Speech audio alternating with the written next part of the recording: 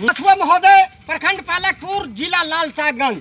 विषय शादी में शामिल होने के संबंध में महाशय अपार हर्ष के साथ ब्रिजनंदन कश्यप का सेवा में सविनय निवेदन इस प्रकार का है कि जमीनपुर के ओल प्रसाद के बेटे आलू प्रसाद की शादी लत्तरपुर के परवर की बेटी कुंदरी कुमारी के साथ तय हुई है।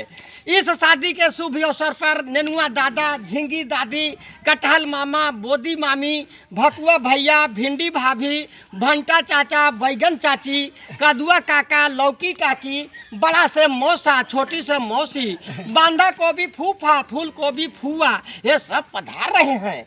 कोहड़ा जीजा जी का बीए का परीक्षा चल रही है, इसलिए इस उत्सव में भाग नहीं ले सकेंगे, लेकिन इनकी पांचों बहनें पेची कुमारी, कोपल कुमारी, कैता कुमारी, करैला कुमारी, मूली कुमारी तथा इनके पांचों बहनों मुनगा मिश्रा, कंदा दाग, शेखसा साहब, खजुआ सिंह, भिसार शर्मा अवश्य पधारेंगे।